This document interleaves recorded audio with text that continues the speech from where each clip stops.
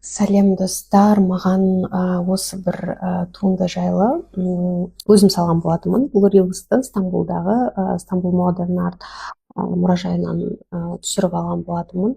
Бұл туындыны маған ссылкасын жіберіпті бір-екі оқырман. Бұл не деп?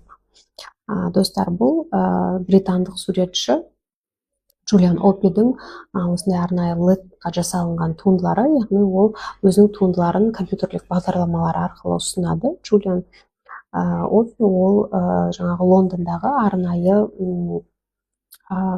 оқу орнын бітіргеннен кейін өзінің жаңағы көшедегі билбордтардан бір арнайы жарнамалық бір экрандар болады, LED, соларға қарап солардан шабыт алу арқылы өзі осындай ерекше компьютерлік туындылар жасап шығарады. Ол өзі негізгі шығармашылығы символизм мен жаңағы минимализмді екеуін ала отырып жасайды. Оның көптеген туындылары бар, яғни көбінесе Лондонда, Нью-Йоркте және осы бір туындысы Стамбулда бар екен.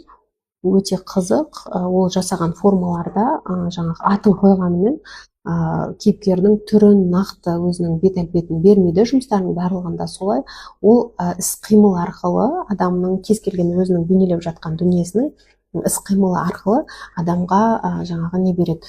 Адамның мінез құлқын көрсетуге, оның қандай екенін көрсетуге тек форма арқылы, былайша айтқанда, барынша минималды түрде жеткізеді.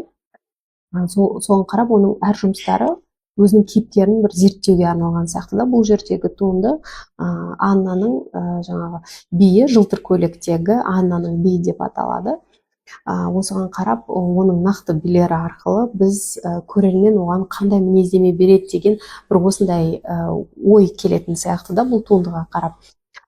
Сол үшін мен ойлаймын, өте қызық туынды. Бұл ұзақ мерзімде алынған, яғни бұл сол мұражайдың коллекциясындағы туынды болып саналады.